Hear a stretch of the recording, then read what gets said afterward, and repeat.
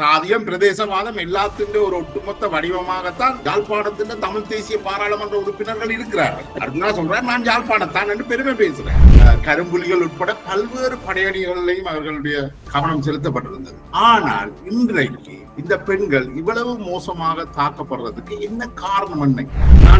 எதிரிகளை எதிர்க்கிற நபர்களாக இருந்திருப்பார்கள் ஒழிய சுயமாக தாங்கள் ஒரு தலைமை தாங்கி தாங்கள் ஒரு அரசியல் இயக்கத்தை நடாத்துகின்ற நபர்களாக தங்கள் சிந்தனைக்கூடாக ஒரு அரசியல் வழிநடத்தல செய்கின்ற நபர்களாக அவங்க எங்கேயுமே இருந்திருக்கிறார்கள். விடுதலை புலிகளுடைய காலகட்டத்திலையும் அவர்கள் ஆயுதமேந்தி போராட அந்த காலகட்டத்தில் கூட அவர்கள் பயன்படுத்தப்பட்டார்கள் என்றுதான் சொல்றீங்க. போராளிகளாக இருந்திருப்பார்கள். ஒரு எதிரிக்கு எதிராக போராடுகின்ற வீரம் கொண்ட வீரத்துக்கும் அடிமைத்தனத்துக்கும் தொடர்பு. சொற்களை யார் உருவாக்குறார்கள்? விபச்சாரி, பரத்தை, வேசை, இந்த சொற்கள் ஆண்களில் இருந்து உருவாக்கப்படுது. மொழி என்றது ஆண்களால் கட்டமைக்கப்படுது. அதே மாதிரி பெண்களிட்டையும் ஆணாதிக்க சிந்தனை இருக்கு. பெண்கள் ஏன் பாலியல் நிந்தினை சொற்களாக தங்களுடைய உறுப்புகளையே கலைக்கிறாங்க. எங்கேயாவது ஆண் உறுப்பை பற்றி ஒரு பெண் பேசினதை கேள்விப்பட்டிருக்கலாம். பாலியல் லஞ்சம் என்பது சர்வசாதாரணமாக இருக்கு. யாழ்ப்பாண பல்கலைக்கழகத்தின் துணைவேந்தர் சொல்றார்.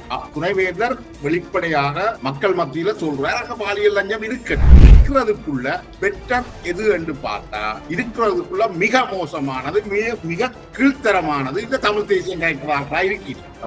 அப்ப அந்த பெண்களுக்கு என்ன தெரிவிருக்கு?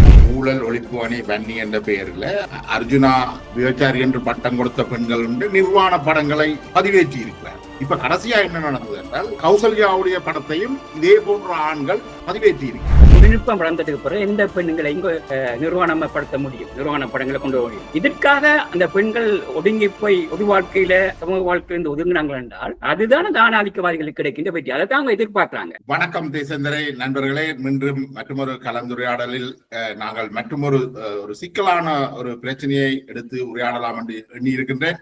குறிப்பாக அண்மை காலத்திலே தமிழ் பெண்கள் மீதான தாக்குதல்கள் தொடர்ச்சியாக நடைபெற்று வருகின்றது. அந்த தாக்குதல்களை சாதாரணர்கள் மேற்கொள்ளவில்லை. அந்த தாக்குதல்களை பாராளுமன்ற உறுப்பினர்கள் அவரோடு இணைந்தவர்கள் தான் செய்திருக்கின்றார்கள். இது தொடர்பாக தான் இன்றைக்கு நாங்கள் முக்கியமாக கலந்துரையாட இருக்கின்றோம். இது தொடர்பாக நம்மோடு பேசுவதற்கு உங்களுக்கு மிகவும் நன்கு அறிமுகமான சமூக அரசியல் செயற்பாட்டாளர் யோகன் கண்ணமுத்து அவர்கள் எங்களோடு இணைந்திருக்கின்றார்.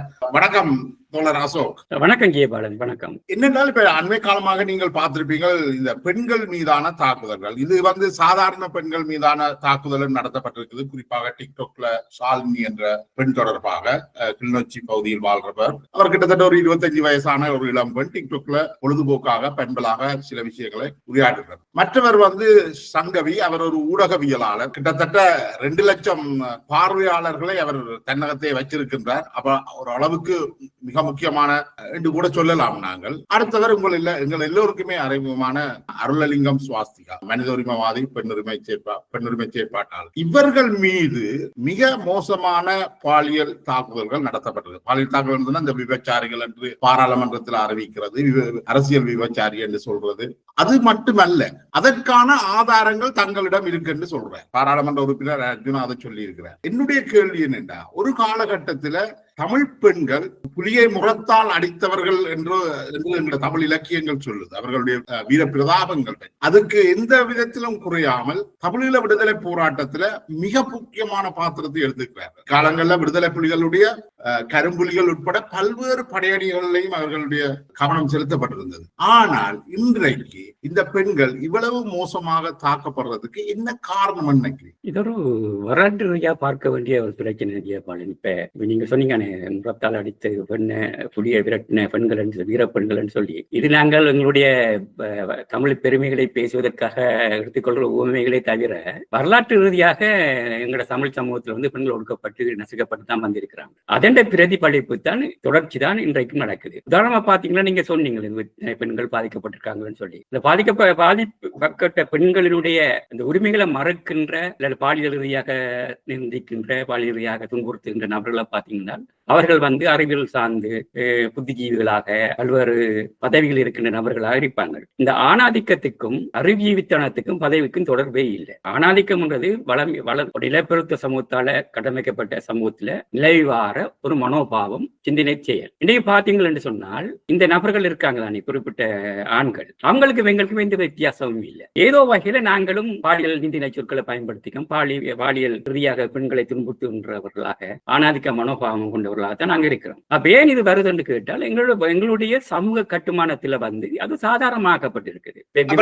ஏற்றுக்கொண்டுதான் நாங்கள் போகணுமா அல்லது பெண்களும் ஏற்றுக்கொண்டுதான் போகணுமா? இல்ல இது வந்து அனைத்தையும் தீர்மானிக்கின்ற சக்திகளாக வரலாற்றை எடுத்து பாத்தீங்கன்னா தாய்வழி சமூகத்துக்கு பிற்பாடு ஆணாதிக்க சமூகம் உருவாகுது. இந்த ஆணாதிக்க சமூகம் உருவாக்கப்பட்டிருக்கு பிற்பாடு அனைத்தையும் தீர்மானிக்கின்ற நபர்களாக ஆண்கள் தான் இருக்கிறாங்க. அப்ப அவங்க கட்டமைக்கின்ற கருத்துக்களும் சிந்தனைகளும் அவர்கள் உருவாக்குகின்ற செயல்பாடுகளும் தான் பெண்கள் ஏற்றுக்கொள்ள வேண்டும். பெண்கள் என்றது ஒரு பாலியல் கருவிகள், சுதந்திரமற்ற நபர்கள்.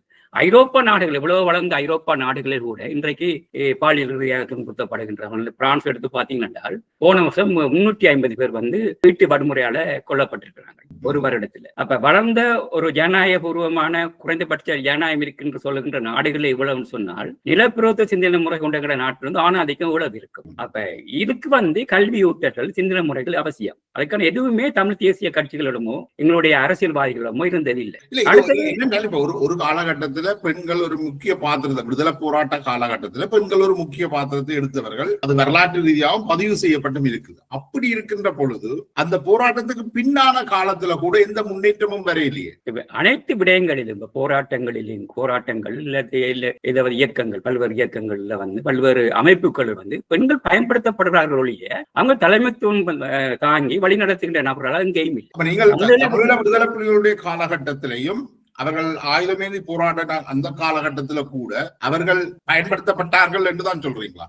நிச்சயமாக. அவங்க நான் எத்தனையோ பெண் போராளிகள் எனக்கு தெரியும், அவங்க கூட பேசியிருக்கேன். கருத்தியல் சார்ந்து அவர்கள் போராளிகளாக இருந்திருப்பார்கள். ஒரு எதிரிக்கு எதிராக போராடுகின்ற வீரம் கொண்ட, வீரத்துக்கும் அடிமைத்தனத்துக்கும் தொடர்பில்லை. அவர்கள் ஒரு எதிரியை எதிர்க்கின்ற வீரம் கொண்டவர்களாக இருந்திருப்பார்கள். கருத்தியல் சார்ந்து ஆண்கள் தான் அவங்களை அடிமைப்படுத்துகின்ற, ஆண்கள் ஓடரின் அடிப்படையில் அவங்க போராடுகின்ற நபர்களாக, இராணுவத்தையோ எதிரிகளை எதிர்க்கின்ற நபர்களாக இருந்திருப்பார்கள் ஒழிய சுயமாக தாங்கள் ஒரு தலைமை தாங்கி தாங்கள் ஒரு அரசியல் இயக்கத்தை நடாத்துகின்ற நபர்களாக, தங்கள் சிந்தனைக்கூடாக ஒரு அரசியல் வழிநடத்தல செய்கின்ற நபர்களாக அவங்க எங்கேயுமே இருந்தில்லை. எந்த விடுதலை அமைப்புகளிலும் மேல் மட்டங்களில் மத்திய கமிட்டியிலோ பொது கமிட்டியிலோ எத்தனை பெண்கள் இருந்திருக்கிறாங்க?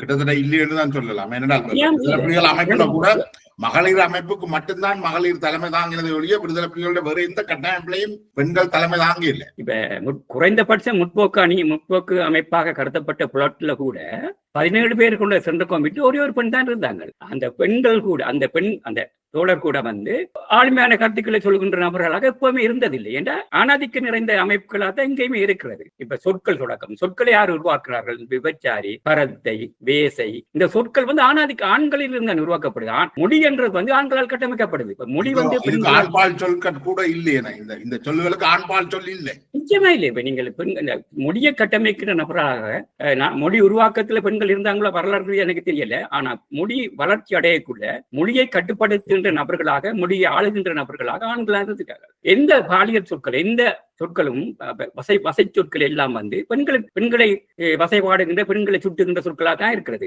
நான் அறிந்தவரை எனக்கு தெரிந்த தோழரோடு இந்த வேசை காலகட்டத்தில் ராமகிருஷ்ணன் சொல்லி ஒருவர் கேள்விப்பட்டிருப்பீங்க, பிரபல எழுத்தாளர், இந்தியாவில் பிரபலமான எழுத்தாளர், அறிவுஜீவி. இன்று வரை வேசை என்ற பேரை தான் பயன்படுத்துவார். நான் பல தடவை அவருடைய பேஸ்புக்ல நான் பெரிய சண்டை போட்டிருக்கேன்.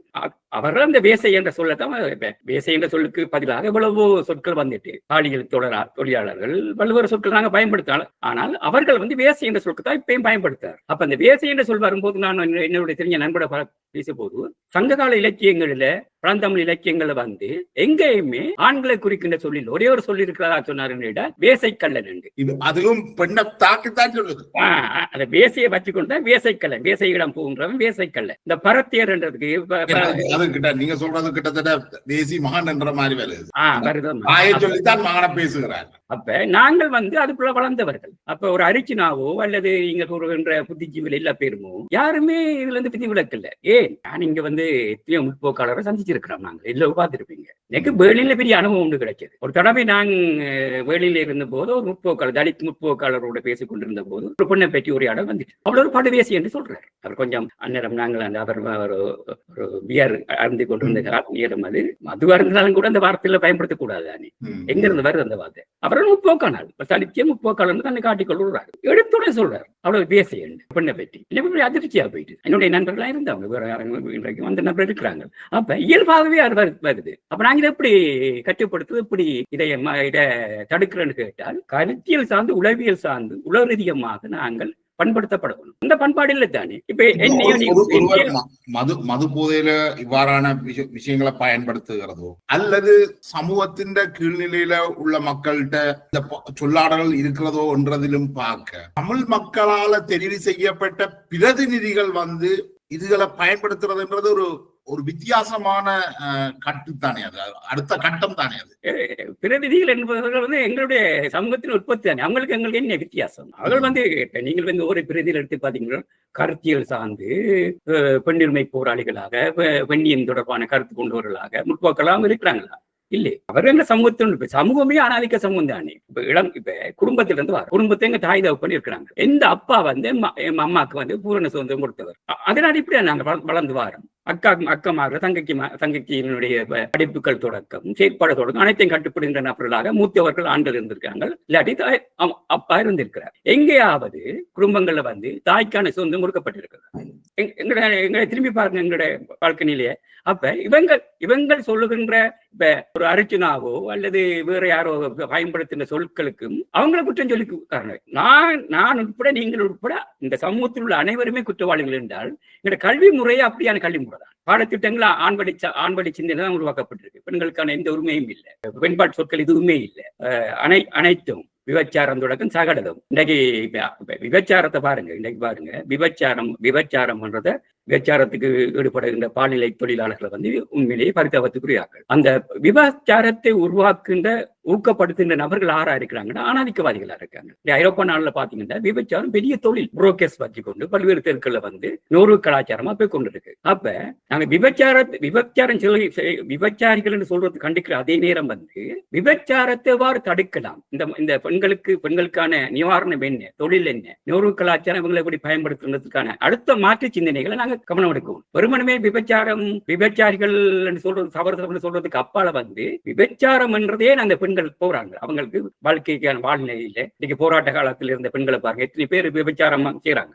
எந்த நிலைக்கு காரணம் அதற்கான கட்டமைப்பை சமூகத்தில் நாங்கள் உருவாக்கல என்று சொன்னால் இவ்வாறான பிரச்சனைகள் வரும். அடுத்து பெண்கள் ஒரு பிரச்சனை என்று கேட்டால் அனைமையான பெண்கள் தனித்துவமான தங்களுடைய சுயத்தை எப்பவுமே கட்டி காக்குறது இல்லை. எனக்கு தெரிஞ்ச ஒரு பெண் இந்தியாவில் நீங்களே சொல்றீங்களே இது ஒரு ஆணாதிக்க சமூகம், நாங்கள் கட்டி காக்க விரும்பல. அவர்கள் என்ன செய்யறது? அதன் பிரச்சனை. அதுல இருந்து மீள்றது என்பது இது பெண்களுடைய பிரச்சனை இல்லை. அப்ப அதைத்தான் நான் உங்கள்கிட்ட கேட்கறது என்னன்னா, இப்படி இந்த பாராளுமன்ற உறுப்பினர்களே இப்படி செய்கிறார்கள் என்றால் இதெல்லாம் சமூகத்தின் பிள்ளை என்று நாங்கள் அப்படியே விட்டுட்டு போகிறோம். அந்த பாராளுமன்ற உறுப்பினருக்கான கடும் போராட்டத்தை நடத்தணும். அப்போ அந்த பாராளுமன்ற உறுப்பினர் யார் தெரிவு செய்கிறார்கள்? சமூகம். இந்த சமூகத்தில் விழிப்புணர்ச்சி எதிர்காலத்தை ஏற்படுத்தணும். இந்த நபர்கள் யார், இவ்வளவு சிந்தனை முறை என்ன பிரச்சனை கேட்டால் இதுக்கு வழிகாட்டக்கூடிய நீங்களும் நானும் எல்லோருமே இந்த தவறு இழைத்து கொண்டிருக்கும் இந்த சமூகம். அப்ப நாங்கள் வழிகாட்டக்கூடிய நபர்களா யாருமே இல்லை என்றால் எங்களை கண்காணிக்கு அவர்கள்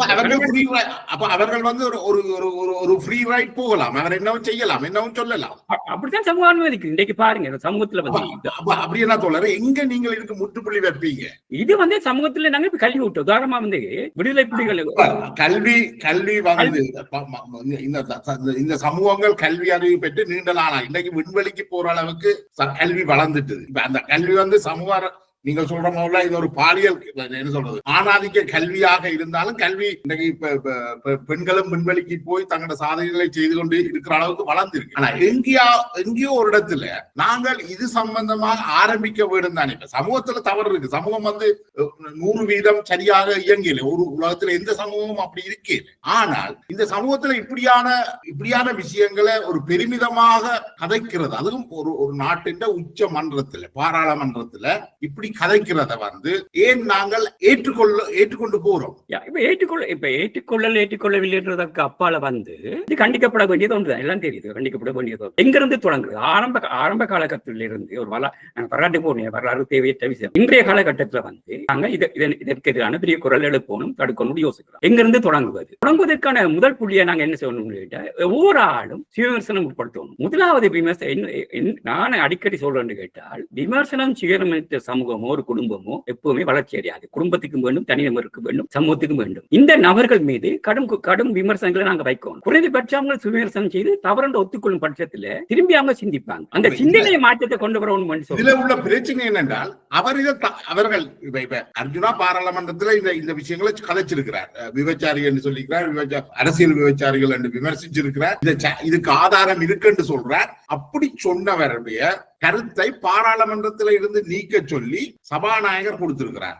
ஆனால் அர்ஜுனாவுடைய கருத்துக்களை பாராளுமன்றத்தில் இருந்து நீக்க கூடாது பாராளுமன்ற உறுப்பினர் ஸ்ரீதரன் கோஷமிட்டு இருக்கிறார். அதுக்கு பிறகு அர்ஜுனாவோடு கூட்டி சேர்றதுக்கு கஜேந்திரகுமார் பொன்னம்பலம் அழைப்பு விடுறார். கிட்டத்தட்ட நீங்கள் இவ்வாறான செயற்பாடுகளை செய்கிறவர்களை நீங்கள் சமூகத்தின் மேல் மட்டத்துக்கு கொண்டு வாரீங்கள், அவர்களுக்கு மதிப்பு கொடுக்குறீங்க, அவர்களை பெரிய தலைவர்களாக ஆக்குறீங்க. அப்ப என்ன சார் நடக்குது என்றால் இந்த விஷயங்கள் எல்லாம் சாதாரணமான விஷயங்கள், இது ஒரு நல்ல விஷயங்களாகத்தானே காட்டப்படுது சமூகத்தின் மத்தியில.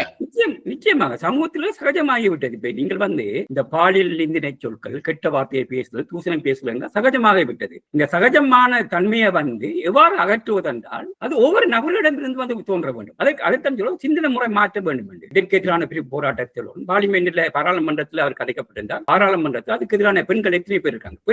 பெண்கள் அதற்கு எதிராக கிளம்புகள் என்று அதே நேரம் ஆண்களும் தங்களை விமர்சனம் செய்து கொண்டு அதற்கு எதிராக கிளம்பும். எங்க தனிநபர் இருந்து அந்த மாற்றம் வரலாமே ஒழிய இது தொடர்ச்சியாக இருக்கு, உடனடியாக மாறப்போறது. சாதியம் எப்படி ஒரு எங்க சமூகத்துல வேற என்பதற்கு அதே மாதிரி தான் ஆணாதிக்கமும் சாதியம் பிரதேசவாதம் எல்லாத்தின் ஒரு ஒட்டுமொத்த வடிவமாகத்தான் யாழ்ப்பாணத்தின் தமிழ் தேசிய பாராளுமன்ற உறுப்பினர்கள் இருக்கிறார்கள். அர்ஜுனா சொல்றார், நான் யாழ்ப்பாணத்தான் என்று பெருமை பேசுறேன், நான் ஒரு ஆண் என்று பெருமை பேசுறேன், நான் தனக்கு 1000 காதலிகள் இருந்தார்கள் என்று சொல்றேன். ஆனால் ஒரு பெண் 4 பேரோட போனதை அவர் விபச்சாரி என்று விமர்சிக்கிறார். இதை சமூகம் ஏற்றுக்கொள்ளுது, ஊடகங்கள் கண்டிக்கல, பாராளுமன்ற உறுப்பினர்கள் கண்டிக்கல, பெண்கள் அமைப்புகள் பாரிய அளவில் கண்டிச்சதா தெரியல. இப்ப அந்த ஆணாதிக்கம் என்ற கருத்தியலுக்கும் அந்த செயல்முறைக்கும் பிரதேசம், சாதி, மதம் எதுவுமே தடையாக இருந்ததில்லை. தலித்திய பெண்களுக்கு இதே ஒடுக்குமுறை இருக்கு, தலித்திய ஆண்களால் ஒடுக்குமுறை இருக்குது, யாழ்ப்பாண பெண்களுக்கு யாழ்ப்பாண ஆண்களால் ஒடுக்குமுறை இருக்கு, மட்டக்களப்பு ஆண்களுக்கு மட்டக்களப்பு பெண்களுக்கு மட்டக்களப்பு ஆண்களால் ஒடுக்குமுறை இருக்கு. இதுல பிரதேசம், சாதியம், வேளாளர் எதுவுமே பிணையாற்றாது. பிரச்சனை ஆணாதிக்கம்ன்றது உலகம் முழுக்க எங்களோட மண்டைக்குள்ள ஊட்டப்பட்ட ஒரு கருத்தியல். இதனை வெளியேற்றணும் என்றால் பெரும் போராட்டம் தான். இளமையில இருந்து எங்கள் கல்வி முறை, சிந்தனை முறை, வளர்ப்பு முறை எல்லாத்திலையும் ஆணாதிக்க கருத்தியல் தான் வளர்க்கப்பட்டிருக்கிறோம். அப்ப நீங்க சொன்னீங்க பெண்கள் சில பெண்கள் ஏன் அதை ஏற்றுக்கொள்ளாங்க. பெண்ணியம் பேசினாலும் அவங்களோட சிந்தனை முறை ஆணாதிக்க சிந்தனை முறையாத்தானே இருக்குது. நிறைய பெண்கள்கிட்ட அவர்கள் பெண்களா இருப்பார்கள், பெண்ணியம் பேசுவார்கள், ஆனா சிந்தனையும் செயற்பாடும் ஆணாதிக்கம்ன்றது ஆண்களுக்கு மாத்திரம் இல்லை, அது பெண்கள்கிட்டையும் இருக்கு. எவ்வாறு பெண்ணியம் என்றது ஆண்களிடம் ஒரு சிந்தனை முற்போக்கு சிந்தனை முறையாக இருந்தால் அதை வரவேற்கத்தக்கது, அப்ப மிக குறைவு. அதே மாதிரி பெண்கள்கிட்டையும் ஆணாதிக்க சிந்தனை இருக்குது.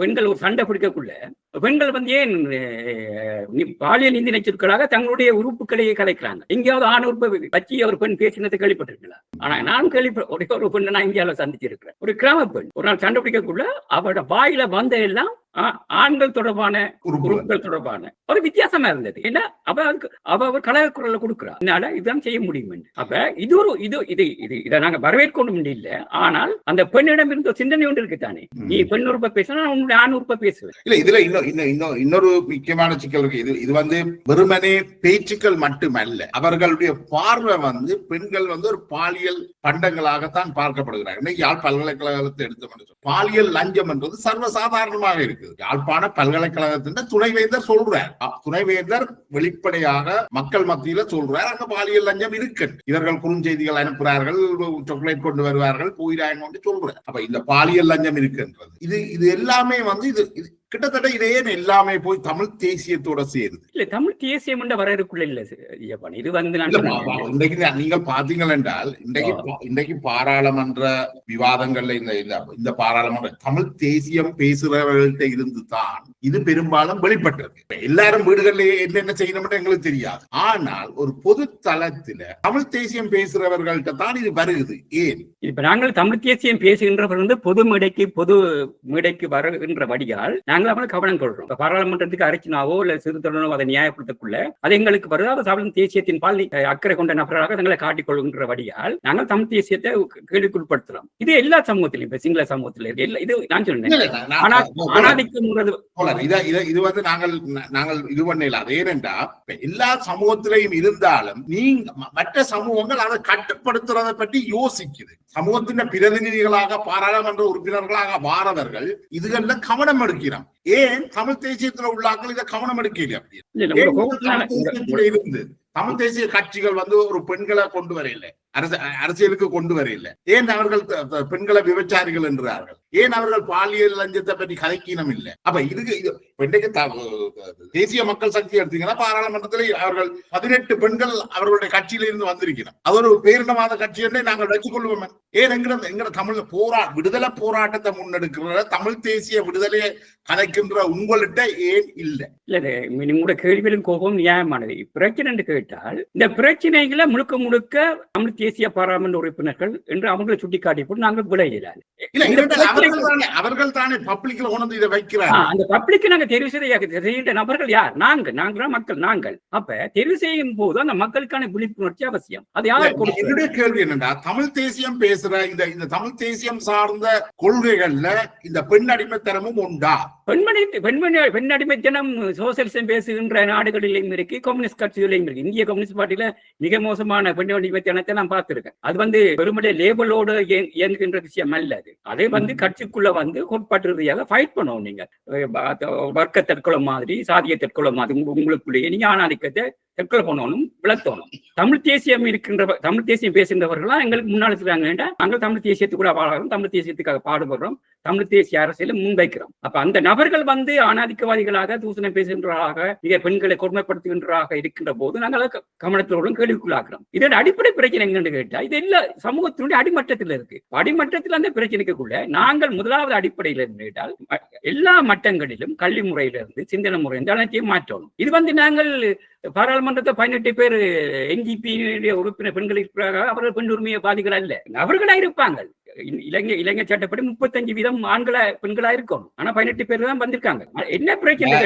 இப்படித்தானே இலங்கையில பல்வேறு கட்சிகள் இருக்குது, சரிதானே? தமிழ் பேசுற கட்சிகள் பெண்களை வந்து விபச்சாரிகள், பாலியல் லஞ்சம் கேட்கினம், பிரச்சனை பண்ணினம், சரியோ?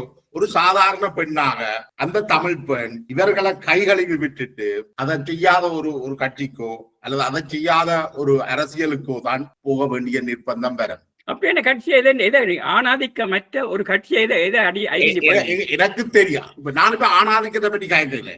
ஆணாதிக்கம் வெளிப்படுற பச்சையாக மிக மோசமாக வெளிப்படுற ஒரு கட்சியாக தமிழ் தேசியம் இருக்கு. புறந்தள்ள அதை தவிர்க்க இல்லாமல் இப்ப என்னென்றால் உலகத்திலேயே மிக தூய்மையான ஆணாதிக்கமற்ற ஒரு அரசியல் கட்சி ஒரு உலகத்தில் எங்கேயும் இல்லை. அப்படி என்றா இருக்கிறதுக்குள்ள பெட்டர் எது என்று பார்த்தா இருக்கிறதுக்குள்ள மிக மோசமானது, மிக கீழ்த்தரமானது இந்த தமிழ் தேசியம் கேட்கிறதா இருக்கிறது. அப்ப அந்த பெண்களுக்கு என்ன தெரிவிருக்கு? 2 பிரச்சனை இருக்கு. ஒன்று, தமிழ் தேசிய பெண்களை கொச்சப்படுத்துகின்ற, பெண்களை மிக மோசமாக நடாத்துகின்ற, மிக ஆணாதிக்கம் கொண்ட ஒரு அரசியல் கட்சி என்ற வகையில தமிழ் தேசிய கட்சிகளை நிராகரிப்பது. அதே நேரம் குறைந்தபட்சம் பெண்களுக்கான உரிமை கொடுக்கின்ற கட்சிகளை தேர்ந்தெடுப்பதில் உருவாக்குவதோடு எங்களுக்கு சீலிக்கக்கூடாது. தமிழ் தேசிய கட்சிகள் தொடர்பாக என்னென்ன குறைகள் இருக்கோ அதை நாங்கள் நிவர்த்தி செய்யத்தானே. ஒன்று, ஒருவர் மீது நாங்கள் விமர்சனம் வைக்கின்ற அதே வேளை அந்த தவறுகளை களைவதற்கான குறைந்தபட்ச வேலை திட்டங்களை, அந்த செயல்முறைகளை நாங்கள் வழிகாட்டிகளா இருக்கணும். அதற்கான தெளிவை நாங்க கொடுக்கணும். அப்ப நாங்கள் வந்து ஒரு விமர்சனத்தை வைக்கிறோம் ஒரு கட்சி மீது, இல்ல தமிழ் தேசியத்து மீது விமர்சனம் வச்சால் அந்த விமர்சனத்தை திருத்துவதற்கான, சரி செய்வதற்கான அந்த விளக்கத்தையும் அந்த செயல்முறையை நாங்க வழங்கிக் கொண்டு அதை நடைமுறைப்படுத்தும்.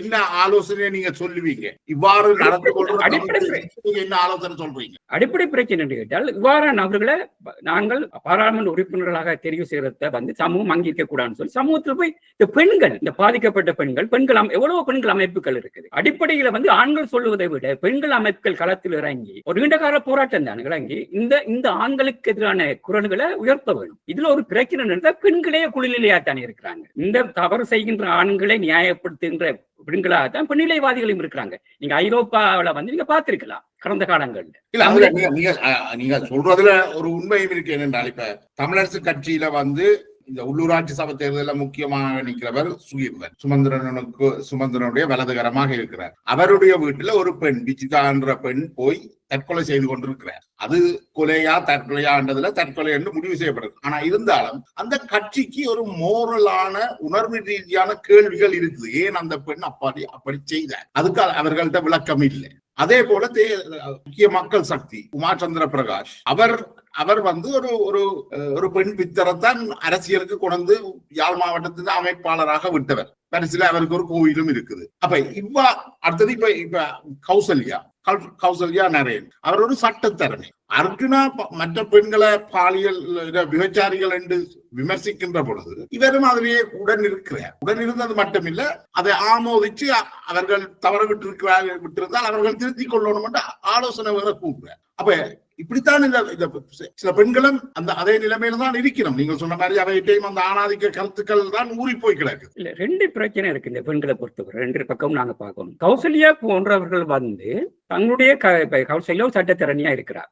சட்டத்திறனியா ஒரு ஆளுமையாக இருக்க வேண்டிய ஆளுமையாக இருந்திருப்பார். அவர்கள் இயல்பாக என்ன நடக்குது என்று கேட்டால், இந்த ஆணாதிக்கவாதிகள் ஆணாதிக்க சிந்தனையாளர்கள் என்ன செய்வாங்க என்றால், தங்களோட சிந்தனை முறைகளாலும் செயற்பட்டாலும் தங்களுடைய ஆதிக்கத்துக்குள்ள கொண்டு வந்து என்ன நடக்கும் என்று கேட்டால், கட்டத்துக்கு பிறகு அவங்க வந்து செயற்பட முடியாத ஆக்களா இருக்காங்க. இவர்கள் சொல்லுகின்ற கருத்துக்கள், இவங்க சொல்லுகின்ற சிந்தனை முறைக்குள்ள அங்க அகப்படுறாங்க.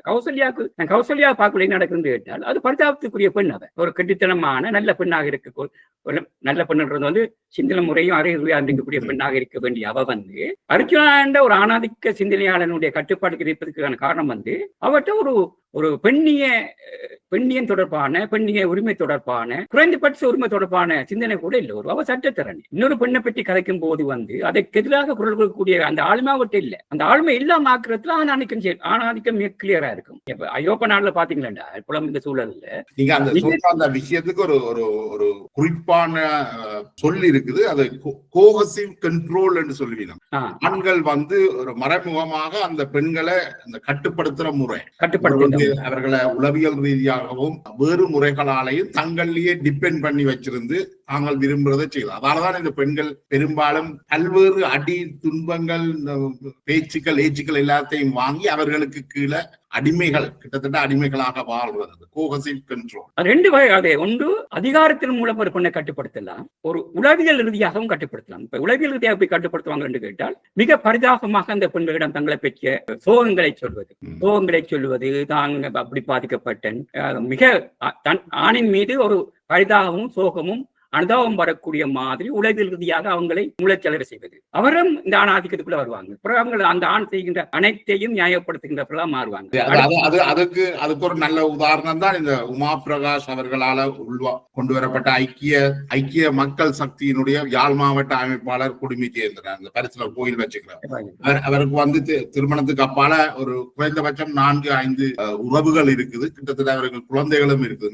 4-5 மனைவிகள் கூட குழந்தைகள். நீங்க சொல்ற அந்த தன்னை எல்லாரும் வஞ்சிச்சிட்டினம் தன்னில் ஒருத்தர் அன்பு செய்யல என்று சொல்லி அப்படி ஒரு உறவை கட்ட வச்சு பிறகு அவர்களை வந்து அடிமைப்படுத்துறது. அடுத்து இந்த குளிரிலவாதம். இப்ப எனக்கு சில அனுபவங்கள் இருக்குது. இப்ப தமிழைக்கு என்ற ஒரு பெண் பிரான்ஸ்ல இருந்தோ பெரியாரிய சிந்தனையாளர், பெரியாரியவாதி. அவ பிரபல எழுத்தாளர், பேரை சொல்ல நாம இது வெளியில செஞ்சு சோபாசக்தியால பாலியல் துன்புறுத்துக்கு உள்ளாக்கப்பட்ட போது, பாலியல் சோபா சக்தி எழுத்தாளர் சோபா சக்தியால பாலியல் ரீதியாக துன்புறுத்தப்பட்ட போது அவ வெளிப்படையாக பொது வழியில வந்து அந்த பிரச்சனை முன்வைக்கிறார். அந்த நேரத்துல வந்து சோபா சக்திக்கு மிக ஆதரவாக இருந்தது புலம்பெயர் சூழல் இருந்த சில பெண்ணிலைவாதிகள். தமிழைக்கு மிக கொச்சப்படுத்தினாங்க. தமிழைக்கிய பற்றி சோபா சக்தி இப்ப பொது வழியில வந்து மிக பாலியல் சொற்களூடாக மிக பாலியல் ரீதியாக மிக மோசமாக பொது வழியில எழுதின போது அந்த பெண் வந்து எவ்வளவு குறுகி போய், ஒரு பெண்ணை வந்து நீங்கள் அடிக்கணும்னு சொன்னால் ஒரே ஒரு வார்த்தை சொன்னா சரி, நீ ஒரு விபச்சாரி என்று அப்படியே அடங்கி போவாங்க. அதுல இருந்து மீண்டு வாரது மிக மிக கடுமையானது. எடுத்தோடனே சொல்றோம், நீங்க ஒரு விபச்சாரி, சொன்ன உடனே அந்த பெண் எவ்வளவு திறமையான அறிவு சார்ந்த பெண்ணாக இருந்தாலும் அடுத்த கட்டம் கதைக்க முடியாது. இது ஆண்களுக்கான ஒரு ஆயுதம். அந்த ஆயுதத்தை நியாயப்படுத்துகின்றவர்களாக பெண்கள் தான் இருந்திருக்காங்க. நான் அதை ஆதரித்த சில பெண்கள் நான் கேட்டிருக்கிறேன். எந்த அடிப்படையில் ஒரு பெண்ணிடம் இதை பற்றி கேட்ட போது அந்த பெண் என்ன மிக கொச்சப்படுத்தி என்ன எழுதினார். கனடாவில் இன்றைக்கும் இருக்கின்ற ஒரு இலக்கியவாதி. பெண்களோடு பழகு அவர் வசனம் என்ன எனக்கு சொன்னார், பெண்களோடு பழகுறதை பற்றி சோபா சக்தியிடம் நீங்கள் கற்றுக்கொள்ள போகணும். இப்படி நியாயப்படுத்தும் போய் நாங்கள் ஆண்களை விட அவங்க ஆபத்தான ஆக்கள். என்னென்ன விஜயபாலன், இது ஆண் பெண் அல்ல பிரச்சனை, ஒரு சிந்தனை முறை. குழந்தையில இருந்து நாங்கள் நிர்வாணமாத்தானே பிறந்தாங்க. ஆரம்ப காலத்தில் நிர்வாணம் பண்றது சகஜமான விஷயம் தானே. சமண சமயத்தில் நிர்வாணம் பண்றது அது ஒரு அரசியல் சார்ந்த சொல்லாடலும் இல்லையா? பாலியல் தொழிலாளி என்றதோ அல்லது நிர்வாணம் என்றதோ பாலியல் லஞ்சம் என்றதோ இதெல்லாம் ஒரு அரசியல் ரீதியான நிர்வாணம் எப்ப அப்படி வந்து கேட்டால், நீங்கள் ஆனாதைக்கு சமூகம் வரக்குள்ள உடைய மறைக்கணும், நான் எனக்கு ஒருத்திக்கு ஒருவன் சொந்தம், என்னுடைய பெண்ணை நீங்கள் பார்க்க முடியாது, உடம்பெல்லாம் ஆணுக்குள்ளான்னு சொல்லும்.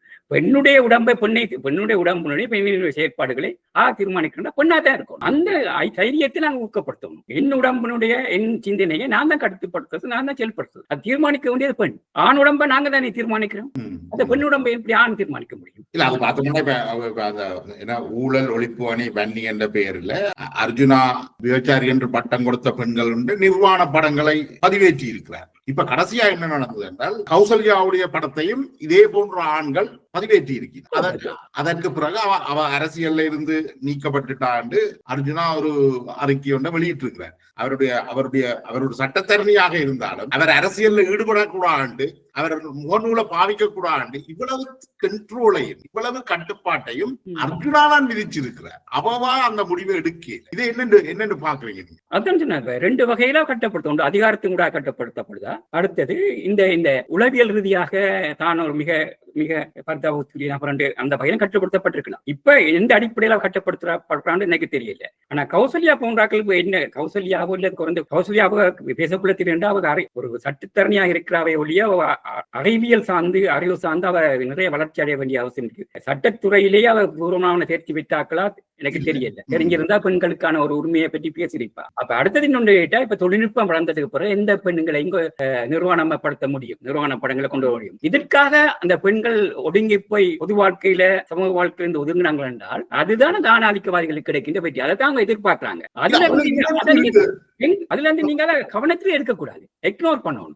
அந்த இக்னோர் பண்ணக்கூடிய துணிவை ஆறு கொடுக்கணும் என்று கேட்டால், பெண்ணுரிமைவாதிகளும் முற்போக்கான உண்மையிலே உளப்பூர்வமாக தூய்மையாக பெண்களை நேசிக்கின்ற, பெண் உரிமையை நேசிக்கின்ற, பெண் விடுதலை நேசிக்கின்ற ஆண்களும் சேர்ந்து அந்த தைரியத்தை கொடுக்கணும். அவங்க யோசிக்கணும், எங்களை பின்னால் ஒரு பெரும் சக்தி ஒன்று இருக்கிறதுன்னு சொல்லி அவங்க தலைமைப்படுத்தப்பட்டால், நீங்க சொல்ற மாதிரி எல்லா கட்சிகளும் தமிழ் தேசிய கட்சியில இருந்த எல்லா கட்சியிலையும் மிக மோசமான வெறும் ஆணங்களும் ஆணாதிக்கவாதிகளுக்காக பொம்மைகளாக இருக்கின்ற அதே ஆணாதிக்க சிந்தனை கொண்ட பெண்களும் தான் இந்த எங்களை வழிநடாத்துகின்ற தலைமை நடத்துகின்ற ஆட்களாக எதிர்காலத்தில் வருவாங்க. இது ஒரு ஆபத்தான விஷயம். எனக்கு பார்க்கறதுக்கு என்னன்னு தெரியுதுன்னா, நாளைக்கு எங்களுடைய பிள்ளைகளுடைய பிள்ளைகள் பெண் பிள்ளைகள் இந்த சமூகத்துல வளர்றதா இருந்தால் இந்த ஆணாதிக்கத்தின் கட்டுப்பாட்டுல வந்த தலைமைகள் தான் அவர்களையும் வழிநடத்த போயினம்ன்றது மிக ஆபத்தான சூழல் தான். நிச்சயமா எனக்கெல்லாம் ஆரம்ப காலத்துல இருந்தே இந்த உண்மையிலே எனக்கு அது எந்த அளவுக்கு சரி என்று எனக்கு தெரியல. அந்த ஆண்கள் பெண்கள் என்ற பாடசாலையை பிரிச்சு வைக்கிறதே எனக்கு உடன்பாடு இருக்கு. இப்ப நீங்கள் வடிவா பார்க்கலாம், நான் அவதானிச்சிருக்கிறேன். ஒரு ஆண்கள் பாடசாலையில தனியா படித்த ஆணுக்கும் ஆண் பெண் பாடசாலையில கணவன் பாடசாலை சேர்ந்து படித்த ஆணுக்கும் வித்தியாசம் இருக்கும். குறைந்தபட்சமாவது அவனுடைய ஒரு பெண்கள் தொடர்பான அணுகுமுறையில சிந்தனை முறையில வித்தியாசம் இருக்கும். அப்ப அடுத்தது எங்களோட கல்வி முறை நிச்சயமாக சின்ன குழந்தைகள் எங்கட அடுத்த நிலப்பொருத்த சிந்தனையிலிருந்து வந்தாக்கலானே வீட்டுல. அப்ப வீட்டுலன்றது பெண்கள் வீட்டு வேலை செய்கின்ற, சமையலறைக்குள் உடங்கி போகின்ற, சமையல் செய்கின்ற, ஆண்கள் சொல்லுகிறது கட்டுப்படுகின்ற ஒரு உயிரினமா தான் நாங்க பார்த்திருக்கிறோம். அப்பர் எங்களுக்கு சிந்தனை வளர்த்தாரு, அண்ணன்மார் வளர்த்தாங்க. அப்புறம் நாங்கள் எங்கட மனைவி மாற தங்கச்சி மாற வளர்த்தோம் இப்படித்தான் போய்கொண்டிருக்குது. இப்ப நீங்கள் எல்லா பேரும் இந்த குற்றவாளிகள் தான். எங்கட மண்டைக்குள்ள ஆதிக்கம் இருக்குது. நான் முற்போக்காளராக கதைக்கலாம் இதுல, ஆனா அது வெளிப்படும். அது வெளிப்படுறதுக்கான தருணத்தை பார்த்து கொண்டிருக்கும். அப்ப அந்த தருணங்களை குறைந்தபட்சம் நாங்கள் அப்படி இருக்கிற மட்டும் நாங்கள் அடிக்கடி ஞாபகப்படுத்தி அதுல இருந்து எங்களை வெளியில கொண்டு வரதுக்கு நாங்க முயற்சி செய்யும். ஆனால் அதையும் மீறி அதை ஒரு தன்னுடைய இமேஜாக தன்னுடைய ஒரு கட்டமைப்பாக வெளிப்படுத்தினதுதான் இந்த பாராளுமன்ற உறுப்பினர்கள் செய்கிறவே. அவர்கள் மீது அந்த வெளிப்படுத்துகின்றது விஷயம் ஒரு அவமானத்துக்குரிய விஷயம். ஆணாதிக்கம்ன்றது இந்த வெளிப்பாடு அவமானத்துக்குரிய விஷயம்ன்றது சமூகத்துக்கு நாங்கள் ஏற்படுத்தணும். சமூகம் புரிந்து கொள்ளணும். இப்படியான சொற்களை சொல்றது பிள்ளை, ஒரு பெண்களை கொச்சப்படுத்துறது பிள்ளை, பெண்களை அடிமைப்படுத்துகின்றது பிள்ளை என்ற விழிப்புணர்ச்சியை கொடுத்தால் நாளைக்கு கதைக்க மாட்டேன். இந்த தமிழ் சமூகம் இதை என்னட்டு பாக்குதுன்னா, இந்த சொல்லாடல்கள் இருக்குதானே, இப்ப பாலியல் தொழில், விபச்சாரம், நிர்வாணம், இவ்வாறான சொல்லாடல்கள்ல ஒழுக்கம் பார்க்கிற இந்த சமூகம் இத நடைமுறையில வச்சிருக்கிறத பற்றி கேவலமா அது ஒரு ஒழுக்கக்கேடான விஷயமா பார்க்கல. ஒழுக்கக்கேடு நான் சொல்றது இதை இயல்பாக பயன்படுத்துறத ஒரு தவறாக பார்க்க அவர்கள் என்ன செய்ய பார்க்கணும்டா, இவ்வாறான சொல்லாடல்களை பொதுத்தளத்துல இருந்து நீக்கிட்டா இதனை செய்கிறவர்கள் மீதான விமர்சனங்கள் இல்லாமல் போகும். சாதியை பற்றி கதைக்க வேண்டாம் என்று சொல்லினோம். ஏன்னா சாதி ஒன்று இல்லை, நீங்கள் கதைக்கிறதாலதான் சாதி வளருது. அதே போலத்தான் இந்த பெண்களுடைய இந்த இப்ப நாங்கள் இப்ப கதைச்சு கொண்டிருக்கிற இந்த விமர்சனம் என்றதும் நீங்கள் தான் கேட்கிறீங்களே, சமூகத்தில் அப்படி ஒன்றும் இல்லை என்று மூடி மறைக்க பார்க்கிறார்கள். தலையங்கத்துல நிர்வாணம் என்று பாவிக்காங்க, தலையங்கத்துல பாலியல் தொழில் என்று சொல்லாதீங்க. ஆனா அந்த சமூகத்தை அதுக்குள்ளதான் ஊறி கிடக்கு. இது என்னன்னு நீங்கள் பாக்குறீங்க? இல்ல இதை சொல்லுகின்ற வற்புறுத்துகின்ற நபர்கள் ஆறா இருப்பாங்க என்றால் சாதியமான்களாக என்றால் அவர்கள் தங்கள் சமூகத்துல தலைவர்களாக காட்டிக்கொள்ளணும் என்று கேட்டால் தங்கள் குறைகள் சமூகத்துக்கு தெரியக்கூடாதுன்னு பார்ப்பார்கள். இந்த சமூகத்துக்கு தங்கள் குறைகளை கூட்டி காட்டுகின்றது சாதி அமைப்பு, பெண்ணொடுக்கு முறை. அப்ப அந்த சொல்லாளரை எடுத்து விட்டால் தங்கள் மீது எந்த குற்றம் வரப்போவதில்லை. அதே நேரம் இன்னொன்று நாங்கள் சமூகத்தின் மீது குற்றம் சாட்ட இல்லாது. சமூகம் என்று நாங்கள் எல்லா பேரும் சேர்ந்ததா. அப்ப சமூகத்துல ரெண்டு பிரிவு இருக்கும். ஒரு வெகுஜன மக்கள் திரள் ஒன்று இருக்கும், அடுத்த படித்த புத்திஜீவி இருப்பார்கள். இந்த வெகுஜன மக்கள் திரள் என்று படித்த புத்திஜீவிகளுடைய வழிகாட்டலாம் இருக்கும். இவங்க சொல்லுகின்ற கருத்துக்களை ஏற்றுக்கொள்ளும். அதாவது அதிகார வர்க்கத்திலிருந்து சிவில் சமூகம். இந்த சிவில் சமூகம் என்று சொல்லுகின்ற அதிகார வர்க்கம் இருக்குதானே, பாடசாலை அதிபர்கள், ஆசிரியர்கள், கல்விமான்கள், அரசாங்க உத்தியோகஸ்தர்கள், குருமார்கள், பாதிரிமார்கள், ஐயர்மார்கள், எல்லா பேரும் சொல்ற கருத்துக்கள். இவர்கள மண்டைக்குள்ள இந்த சிந்தனை முறை இருக்குது. இதை சொல்லுகின்ற இந்த சிந்தனை முறை மக்கள் மத்தியில பரவும். அந்த மக்கள் பாவம். அப்ப நாங்கள் என்ன சொல்ல என்றால், மக்கள் மத்தியில உண்மையை சொல்வதோடு இந்த நபர்கள் எதிராக இந்த மண்டைக்குள்ள வச்சு கொண்டிருக்காங்களா இந்த சிவில் சமூகம், இந்த சமூகம் படித்த புத்திஜீவி சமூகம், அதன் மீதான தாக்குதல், கருத்தியல் தாக்குதல், செயற்பாட்டு தாக்குதல் நாங்கள் கொடுக்கணும். இது ஒரு பெரிய உடனடியாக மாற்றம் அடைய போறது. நாங்க தமிழ் தேசியத்தின் மீதோ சமூகத்தின் மீதோ குற்றம் சொல்ல முடியாது. ஏன்னா நாங்கள் ஒவ்வொருவரும் குற்றவாளிகள் தான். இந்த சமூகத்தில் வாழ்கின்ற எல்லா கடுமையா எதிர்க்கிறேன். நீங்கள் சொல்ற இந்த எல்லாரும் குற்றவாளிகள் நான் ஏன் எதிர்க்கிறேன் என்றா, இது நாங்கள் எல்லாரும் குற்றவாளி, அதனுடைய நான் செய்துட்டு காய்ச்சிட்டு போகலாம் என்ற முடிவுக்கு சமூகம் வரக்கூடாது. இது தவறு. சொல்லணுமே ஒழிய நாங்கள் எல்லாம் இதை செய்கிறோம், நீயும் செய்துட்டு போன்னு சொல்லலாம். இல்ல அப்படி அந்த விளக்கம் அப்படி இல்லை. அப்படி விளங்கிக் கொள்ள நாங்கள் குற்றவாளிகள் என்று எங்களை தவறுகளை ஏற்றிக்கொண்டு இந்த சுயவிமர்சனத்துக்கூடாக நான் தவறு செய்கிறேன் இந்த மண்டைக்குள்ள இருக்கு, அப்பதான் நீங்கள் சரியான வழியை தேர்ந்தெடுக்க முடியும். உங்களுக்கு எப்ப பிழையன்று தெரியுதோ அப்பதான் சரியை தெரியும். அப்ப சரியை நீங்கள் தேர்ந்தெடுப்பதற்கான அடிப்படை சுயவிமர்சனம். அப்ப இந்த சிந்தனை முறையை நாங்கள் இந்த பாராளுமன்ற உறுப்பினருக்கான கல்வி முறையை நாங்கள் ஏற்படுத்துவோம். முதலாவது பாராளுமன்ற உறுப்பினர் சமூகத்தின் பிரதிநிதி, அவன் எவ்வாறு இருக்கும், அந்த கட்டமைப்பு உருவாக்கும். நீங்க பாராளுமன்றத்துக்கு தெரிவு செய்யப்படுறீங்களா, அவன் யார், அந்த சமூகத்துக்கான விளங்கப்படுத்தணும். இப்ப நீங்கள் இப்ப அர்ச்சனா திடீரென வந்த நபர் இல்ல தானே. நிச்சயமா அர்ச்சனாக்கு ஒரு பேக்ரவுண்ட் இருந்துக்கு, அந்த பேக்ரவுண்ட பார்த்தாலே தெரிஞ்சிருக்கும் அர்ச்சனா ஆறுன்னு சொல்லி. அதை நாங்க கவனத்தில் விடுறோம். நாங்க என்ன செய்ய முடியா, ஒரு சாவேச்சேரி பிரச்சனை வந்தோடனே முடிப்பெரும் அது கவனத்தை குவிக்கிறோம், ஒரு கதாநாயகனா மாறுறோம். அந்த கதாநாயகனுடைய இரண்டு உலகம் எங்களுக்கு தெரிய வரும். இரண்டு உலகத்தை தெரிய வந்துருந்தோம் நாங்க தேர்ந்தெடுக்க மாட்டோம். அப்ப அந்த இந்த உலகத்தை சமூகத்துக்கு யார் சொல்லுவது, அது எங்களுடைய கடமை. ஏன்னா சமூகம் இதுக்கெல்லாம் ஈடுபடாது. சமூகம் பல்வேறு பிரச்சனையோட இருக்குது. அப்ப இந்த கருத்தியல் சார்ந்த ஒரு பிரச்சனையை முன்கொண்டு போறோம்னு சொன்னா அந்த பெண்கள் அமைப்பு, ஆண்கள், சிந்தனை முறை கொண்ட ஒரு ஆரோக்கியமான சிந்தனை கொண்ட நபர்கள் எல்லா பேரும் சேர்ந்து உண்மையாக பல்கலைக்கழகம் முதன்மையான ஒரு இடத்தை பெற வேண்டும். பல்கலைக்கழகம் மிக மோசமான இருக்குது. பல்கலைக்கழகத்துல மாணவர் ஒன்றியம் அறிவிச்சிருக்கிறார்கள். அந்த பதவிகள் அறிவிக்கப்பட்டிருக்கு. அதுல எந்த பெண்ணும் இல்லை. அதான் பல்கலைக்கழகத்தின் 70% கல்வி கற்பவர்கள் வந்து பெண்கள். ஆனால் அந்த அமைப்பு அந்த கட்டமைப்பில ஒரு பெண்ணும் இல்லை. கிட்டத்தட்ட ஆண்களுக்கான மாணவர் ஒன்றியம் அது. நீங்க 70% பெண்கள் இருக்கின்ற பாராளுமன்ற அந்த யூனிவர்சிட்டியில வந்து தேர்தல் மூலம் தானே தேர்ந்தெடுக்கப்பட்டிருப்பாங்க. தேர்தல் மூலம் தேர்ந்தெடுக்கப்பட்ட அந்த பெண்களுடைய அந்த பெரும்பான்மை யாருக்கு வாக்களிச்சிருக்கு? எனக்கு இந்த தேர்வு பற்றி தெரியாது. அதாவது பெண்கள் பெண்களும் விழிப்புணர்வு கொள்ள வேணும். நாங்கள் இப்ப நீங்க சொன்னீங்களா இந்த இப்ப எனக்கு சமீபத்தில் சுரேகா என்ற ஒரு பெண் வந்து எலெக்ஷன் கேட்டவங்க ஒரு பெண்ணியவாதி. இப்ப கடைசியா தமிழ் கட்சியோட அதே ஆக்களோட இருக்கிறாங்க. அதே தமிழ் தேசிய கட்சி எவ்வளவு மோசமான தமிழ் தேசிய கட்சி அதோட இருக்கிறாங்க. இன்னொரு பெண்ணு மிக முக்கியமான புள்ளி என்னென்றால் சுரேகாவுடைய சிநேகிதி தான் அந்த விஜிதா என்ற அந்த அப்ப அந்த நபர் அந்த பிரச்சனைக்குரிய நபர் அந்த கட்சியில இருக்கிறார். அதே கட்சியில இருக்கிறார். இன்னொரு உதாரணம் சொல்லலாம். பெண்ணுரிமை போராளிகளாக ஒரு காலத்துல வந்து கருதப்பட்ட மட்டக்களப்புல பிள்ளையான் கட்சி ஒரு பெண் கிட்ட பெண் பேர் ஞாபகத்துக்கு வரல எனக்கு. போன முறை அவ வந்து ஒரு பெண்ணுரிமைவாதியாக தன்னை காட்டிக்கொண்டு ஒரு சட்டத்தரணி மட்டக்களப்பு மங்களான்னு சொல்லப்படுறோம். மங்களா ஒரு பெண் கடைசி எங்க போய் யார்கிட்ட எலெக்ஷன் கேட்கிறா? பல்வேறு பாலியல் குற்றச்சாட்டுக்குள்ளாக்கப்பட்ட பிள்ளையான் கட்சியில இருந்து எலெக்ஷன் கேட்கிறா. அப்புறம் பிள்ளையானோடு சேர்த்து இயங்குறா. பிள்ளையானுக்காக பாராளுமன்ற சட்டத்தரணியாக இங்க போய் நீதிமன்றத்தை வாதாடுகிறா. அப்ப ஒரு பக்கம் பெண்ணிலைவாதியாக தங்களை அடையாளப்படுத்துறாங்க, ஒரு பக்கம் மிக மோசமான ஆணாதிக்காக பால் சுரண்டல்வாதிகளுக்காக ஆதரவு கொடுக்கிறாங்க. அப்ப இதுதான் சமூகத்துல பெரிய சிக்கல். இந்த பெண்கள் முதல் வந்து இப்படி வார ஆண்களை நிராகரிக்கும். ஆனா இந்த இவ்வளவு மோசமான ஒரு விஷயங்கள் நடந்திருக்கு. ஊடகங்களும் அதை பெரிதாக கண்டிக்கல. தனிநபர்கள் தங்களுடைய முகநூல்ல சில பேர் கண்டிச்சு அதை விமர்சிச்சிருக்கிறார்கள். ஆனால் ஒரு சமூகமாக பத்திரிகைகளோ அல்லது ஊடகங்களோ சமூக வலைத்தளங்கள் கூட இதை கண்டிக்க வரையில பெண்கள் அமைப்புகள் கூட பாரிய அளவில் இதுக்கு எதிரான ஒரு போராட்டத்தை நடத்த இல்லை. பத்திரிகைகளுக்கு ஆசிரியப்படத்தில் யார் இருப்பான்? முதலாளி யாரா இருப்பான்? ஆனா இருப்பான். பத்திரிகையினுடைய ஆசை கூட முழுக்க ஆண்களா நிரப்பப்பட்டிருக்கும். நாங்க நினைக்கிறோம், நாங்க முதல்ல நீங்க சொன்ன மாதிரி, அதாவது இவர்கள் அறிவுஜீவிகளா இருக்கிறார்கள், பெரும் பதவிகள் இருக்கிறார்கள், புத்திஜீவிகளா இருக்கிறார்கள் என்பதற்காக வந்து அவர்கள் முற்போக்கானார்கள். மிக சாதாரண மட்டத்தில் கூலி தொழிலாளியாக கூலி விவசாயியாக இருக்கிற ஆண் இருக்காங்க. அவன் இருக்கிற முற்போக்கான சிந்தனை வந்து இந்த படித்தவர்களிடம் இருக்க போறது. உண்மையான ஒரு மார்க்சிஸ்டாக ஒரு பெரியாரிஸ்டாக அம்பேத்கரியவாதியாக அவன் தான் இருப்பான். அந்த சிந்தனை. ஆனா அது என்ன சாமானிய அவனுக்கு தெரியாது. அவனுக்கு அது மார்க்சியமா பெரியாரி வென்றது. ஆனால் அவனுடைய சிந்தனைகளும் செயற்பாடும் வந்து இதுதான் பிரதிபலிக்கிறதா இருக்கும். ஆனா நாங்கள் மார்க்சியம் பெரியாரியம் பெண்ணிலைவாதியம் சொல்றோம். நாங்க இருக்க மாட்டோம், பக்கா யோக்கியவாதிகளா இருக்கும். நாங்கள் வந்து எங்களுக்கு தெரியும் தானே எப்படி நடிக்கலாம், எப்படி எங்களை மூமுடிகளை மாத்திக்கொள்ளலாம். இப்ப பத்திரிகைகளும் அப்படித்தான் இருக்கும், பெண்ணிலைவாதிகளும் அப்படித்தான் இருக்கும். இன்றைய பெண்ணிலைவாதிகள் தொடர்பாக எனக்கு பெருசாக நல்ல அபிப்பிராயம் இல்லை என்றால், ஒரு காலகட்டத்தில் பெண்ணுரிமைவாதிகள் இருந்தாங்க.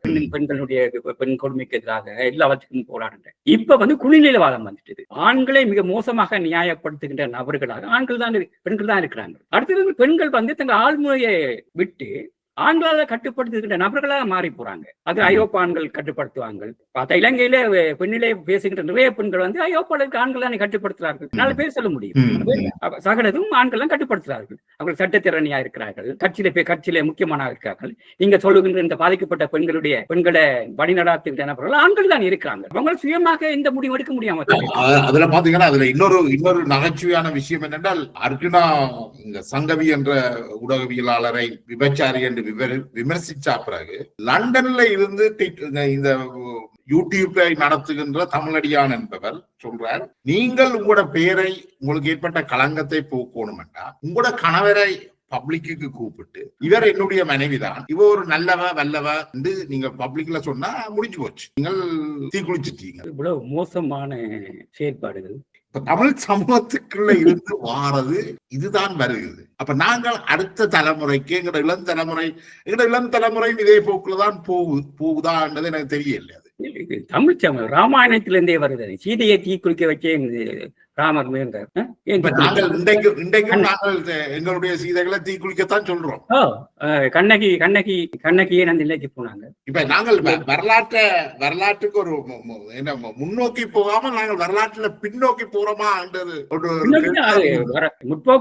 முற்போக்கற்ற சமூகம் எப்போதும் பிற்போக்கான பின்னோக்களை நோக்கித்தான் போகும். முன்னோக்கி போறதுக்கான முற்போக்கான கருத்துக்களை சொல்ல வேண்டிய ஆட்கள் சமூகத்தினுடைய ஒரு முற்போக்கான சிந்தனை பரப்புள்ள நபர்கள் தான். அந்த நபர்களை நாங்கள் கண்டுபிடிக்கணும், அது உருவாக்கும். அது ஒரு வெற்றிடம் தான். இன்றைக்கு அது வெற்றிடம் தான். இது காலப்போக்கில் இன்னும் கூடுமை ஒன்று என்றால் யுத்தத்துக்கு பிற்பாடு அந்த சமூகமும் சந்ததியும் சரி மிக மோசமான அறிவார்ந்த சமூகமாக இல்லை. கல்வி ரீதியாக அறிவார்ந்தவர்களா இருக்கிறாங்க. பல்கலைக்கழக ஒரு சமூக அக்கறை கொண்ட மனித நேயம் கொண்ட நேர்மையான மனிதர்களாக யாருமே இல்லை. இது ஒரு பரிதாபத்துக்குரிய ஏற்றுக்கொள்ளக்கூடிய உண்மைதான். காலம்தான் தீர்மானிக்கும். காலம் எதுவும் மாறாத, எதுவும் மாறிக்கொண்டுதானே இருக்கும். நம்பிக்கையோடு இருப்போம்.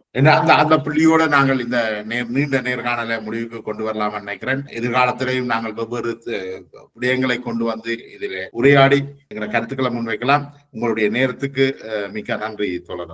நன்றி ஜெயபாலன், நன்றி.